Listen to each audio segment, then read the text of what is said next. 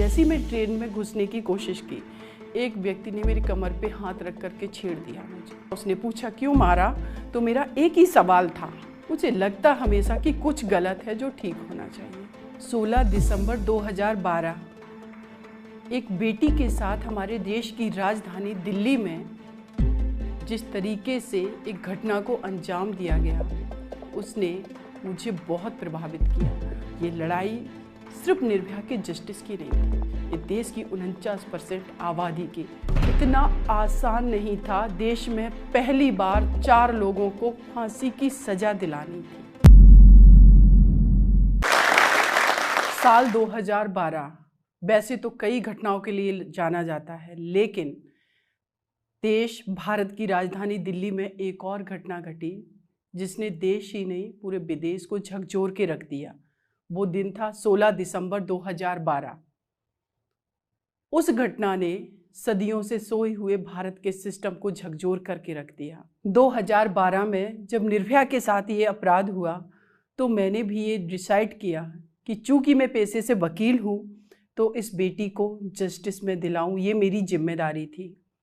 हालांकि ये लड़ाई मैं दिल्ली में लड़ना तो चाहती थी उस बेटी की डिग्निटी आइडेंटिटी के लिए, लेकिन मेरी अपनी खुद की लड़ाई भी मेरे एक बहुत छोटे से गांव उत्तर प्रदेश राज्य के जनपद इटावा के उग्गरपुर से शुरू हुई थी। जब मेरा जन्म हुआ उस समय मुझे मारने का सोचा गया, क्योंकि मैं एक बेटी थी और ऑलरेडी घर में सफिशिएंट बच्चे थे।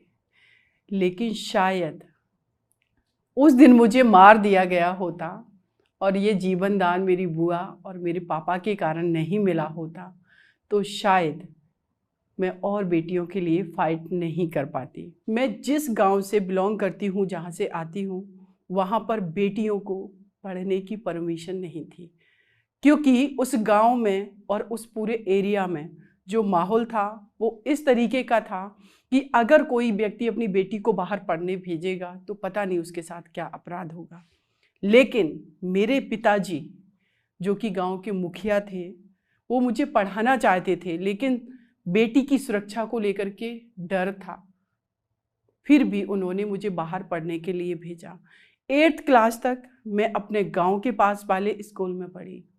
उसके बाद आगे की पढ़ाई करने के लिए मुझे बाहर जाना था। बाहर जाने का मतलब कि बेटी की सुरक्षा की जिम्मेदारी कौन लेगा। लेकिन मुझे अपने अंदर ये लग रहा था कि मेरी सुरक्षा से ज़्यादा मेरी स्वतंत्रता जरूरी है, क्योंकि अगर मैं आज स्वतंत्र नहीं हुई तो आगे आने वाले समय में पता नहीं कितनी बेटियों के सपने सुरक्षा के वजह से दफन होकर के रह जाएंगे। इसलिए मैंने जिद की और मैं बाहर पढ़ने के लिए निकली। मेरा गांव से मेरा स्कूल करीब 2.5 किलोमीटर दूर था। मेरे पास साइकिल नहीं थी, लेकिन मेरे पास जुनून था।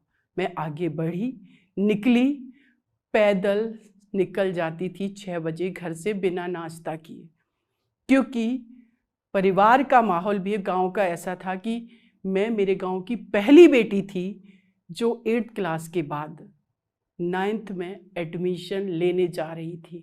जब मैं आगे अपनी पढ़ाई करने के लिए जाती तो मैं देखती कई एक रास्ते में गांव पड़ते थे, नुक्कड़ पर 7-7, 8-8 लड़के खड़े हुए हैं, हूटिंगबाजी कर रहे हैं, छेड़खानी कर रहे हैं।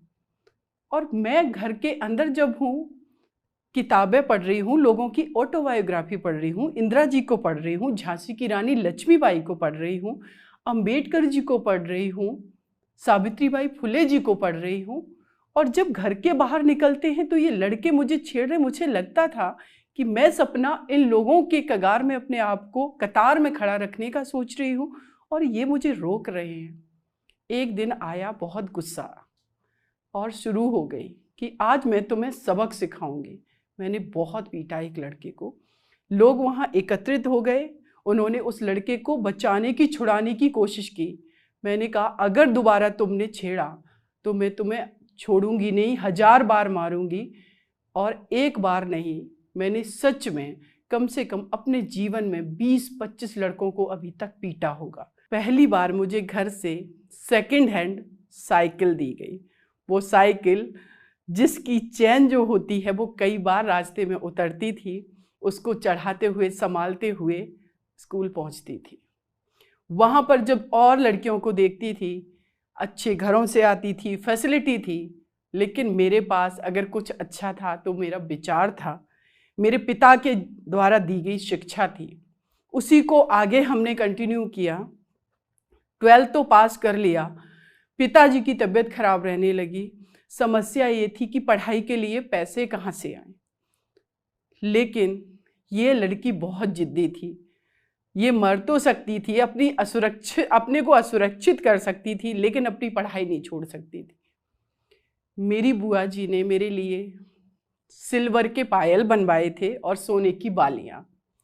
ग्रेजुएशन में एडमिशन लेना था, पैसे नहीं थे, पिता की तबीयत खराब थी, परिवार का माहौल ऐसा नहीं था, क्योंकि गांव से जो लड़की कभी 9th क्लास में पढ़ने नहीं जाती थी, अब उस बेटी को 35 किलोमीटर दूर पढ़ने जाना है।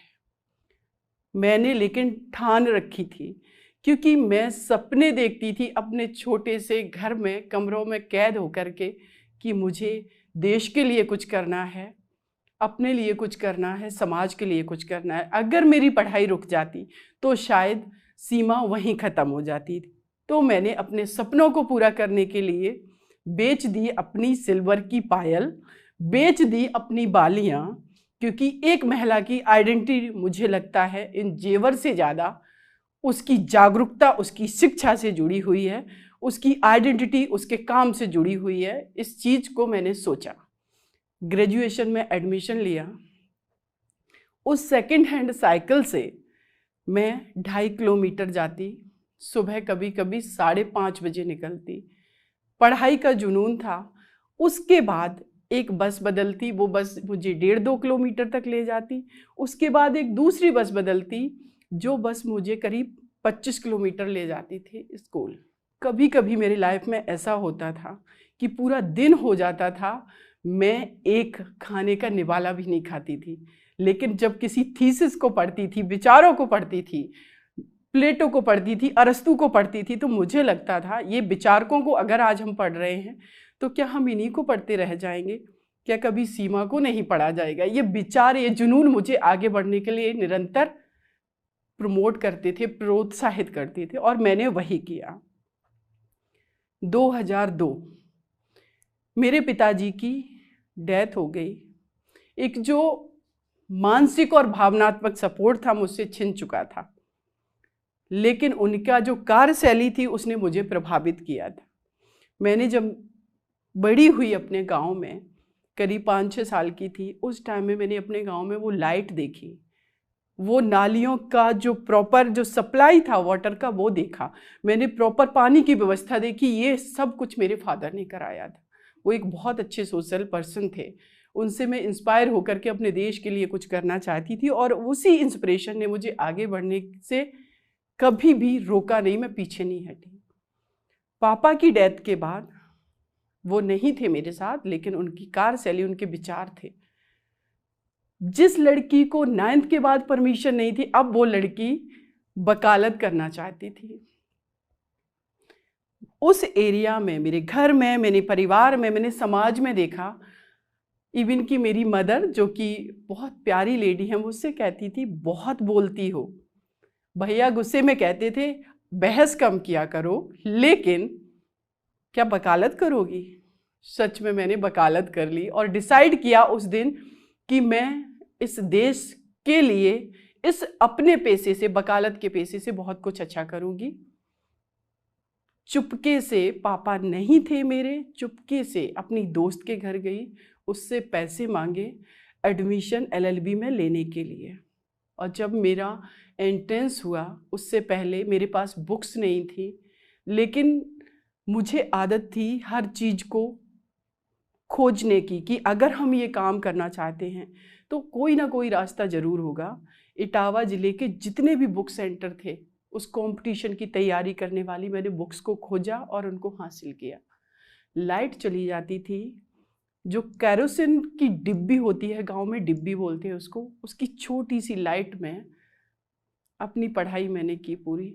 और जब मैंने एंट्रेंस एग्ज़ाम दिया LLB का, मेरा 2nd रैंक था।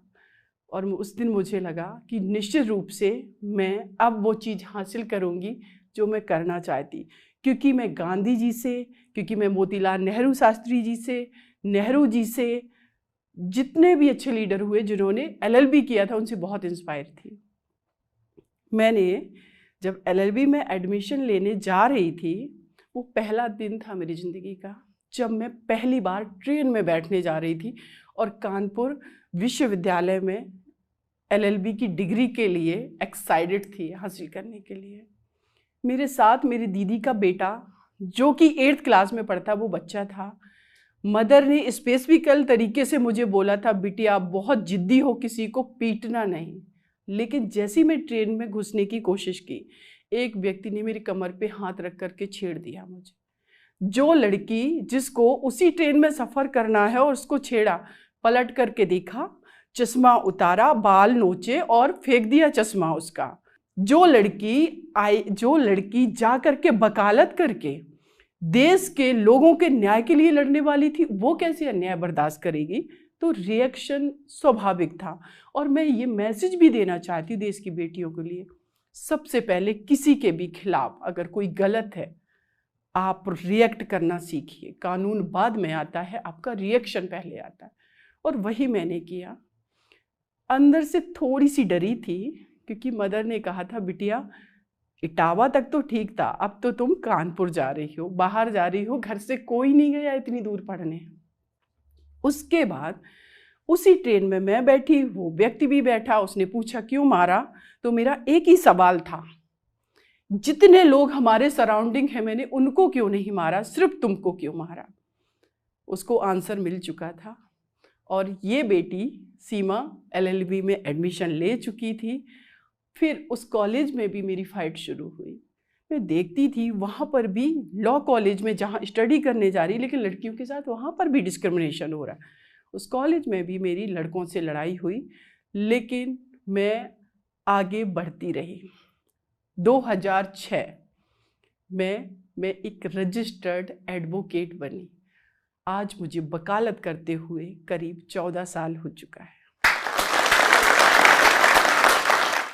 उसके बाद मैं, जब मेरी वकालत कंप्लीट हुई, जब मैंने रजिस्ट्रेशन करा लिया, मैं दिल्ली आ गई। लेकिन इस बीच में जो संघर्ष मुझे झेलना पड़ा, या जिन मैंने बेटियों को संघर्ष करते हुए देखा, वो कहीं ना कहीं मुझे हमेशा मेरी सक्सेस में अधूरापन महसूस कराता था। मुझे लगता हमेशा कि कुछ गलत है जो ठीक होना चाहिए। वो दिन था 16 दिसंबर 2012। मैं अपने PG में थी, अपने PG की बहुत सारी गर्ल्स के साथ में। सुबह का समय था, 17 तारीख। पता चला कि 16 दिसंबर 2012 एक बेटी के साथ हमारे देश की राजधानी दिल्ली में जिस तरीके से एक घटना को अंजाम दिया गया, उसने मुझे बहुत प्रभावित किया। वो 17 दिसंबर की सुबह न्यूज़पेपर पढ़े, जैसे कि रूटीन में हम लोग पढ़ाई करते थे, देखा इतनी दरिंदगी कोई कैसे किसी बेटी के साथ कर सकता। तब तक मैंने वकालत शुरू नहीं की थी, क्योंकि मैं इस दौरान IAS की तैयारी भी कर रही थी। मैंने जज बनने के लिए भी तैयारी अपनी शुरू की थी, लेकिन बीच बीच में मैं प्रैक्टिस के लिए कोर्ट में सीखने के लिए चीज़ें जाती रहती थी। उस दिन मेरी ज़िंदगी ने बहुत बड़ा मोड़ लिया और मैंने ये डिसाइड किया कि अगर मैं IAS बन भी जाऊंगी तो मैं कितनी बेटियों को न्याय दिला लूँगी। मैं सरकार के अंडर काम करूँगी, क्यों ना मैं इंडिपेंडेंट वर्क करके जो मेरे वकालत का पेशा है, इस अपनी बहन के लिए फाइट करूँ। और उस दिन मैं निर्भया के पेरेंट्स से नहीं मिली, लेकिन अंदर ये ठान चुकी थी कि अपने इस प्रोफेशन का, इस वकालत का सही इस्तेमाल अपनी इस बहन को जस्टिस दिलाने के लिए करूँगी। मेरे PG से लड़कियां जाने लगी, क्योंकि उनके पिता, उनके माता का फ़ोन आ रहा था कि बेटा जब दिल्ली में ये घटनाएं हो रही हैं, जब तुम सुरक्षित रहोगी तब तो IAS बनोगी। अंदर से मैं कांपती थी कि एक तो बेटियों को उतनी स्वतंत्रता नहीं है जितनी हमारे देश के बेटों को है, लेकिन जितनी उनको स्वतंत्रता दी गई है, जितना उनको मौका दिया गया, सुरक्षा के कारण अगर उनसे छीन लिया जाएगा तो कैसे हम लोग शासन सत्ता और इस देश के इकोनॉमिक्स, इस देश की समृद्धि में भागीदारी सुनिश्चित करूँगी। ये लड़ाई सिर्फ निर्भया के जस्टिस की नहीं थी, ये देश की 49% आबादी के उनकी एनर्जी का सही इस्तेमाल, उनके मौके की तलाश, उनकी आइडेंटिटी की लड़ाई थी। मैंने उसी दिन डिसाइड किया कि मैं अपनी इस बहन को जस्टिस दिलाते हुए देश की 49% आबादी की आवाज़ बनूंगी।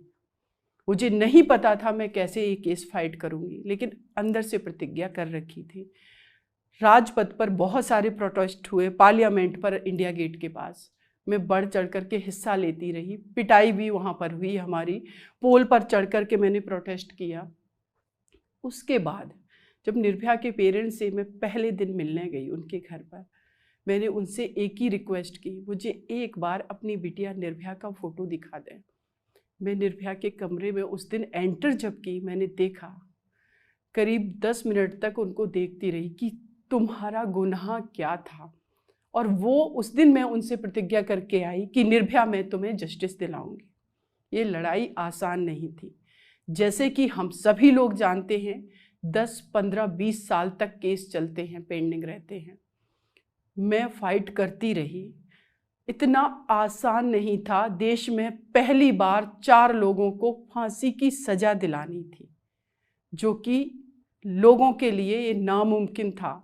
लेकिन ये जिद्दी लड़की सीमा, जिसके गांव में उसको पढ़ने की परमिशन नहीं थी, निकलने की परमिशन नहीं थी, वो जिद उसकी यहाँ पर भी वही थी, हम करेंगे।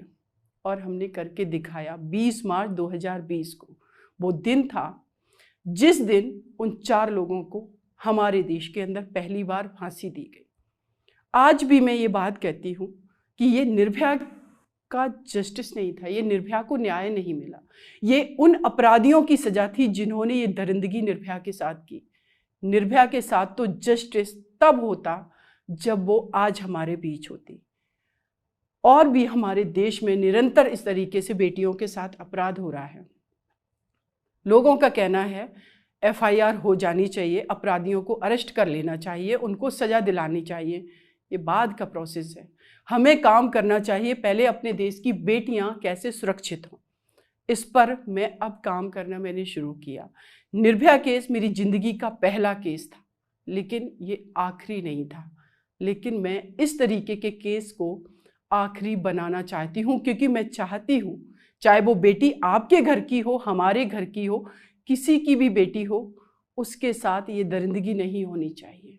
इस देश की 49% आबादी का अगर मेरा देश सही तरीके से इस्तेमाल कर लेगा उनको सुरक्षित करके, तो शायद ये देश वाकई में समृद्ध बनेगा। एक और मैं मैसेज देना चाहूँगी मेरे देशवासियों को, लोगों को, अपनी बेटियों को इनोसेंट मत बनाइए, उनको नॉलेजेबल बनाइए, उनको टॉकटिव बनाइए। अगर वो बेटियां इनोसेंट होंगी तो वो कैसे अपनी बात लोगों के बीच रखेंगी। जिस बेटी को आप घर में इनोसेंट बेटी के रूप में देखना चाहेंगे, जब वो उस घर की 4 दीवारी से बाहर निकलेगी, वो अपने हक अधिकार की लड़ाई कैसे लड़ेगी। जिस बेटी को आपने घर में नहीं बोलने दिया, वो कैसे अपने आप को सुरक्षित करेगी, कैसे उन लोगों से प्रोटेक्ट करेगी जो उसको गलत निगाह से देख रहे हैं, जो उसको सिर्फ एक ऑब्जेक्ट समझ रहे हैं। तो ये लड़ाई घर में बेटियों को लड़ना सिखाना है।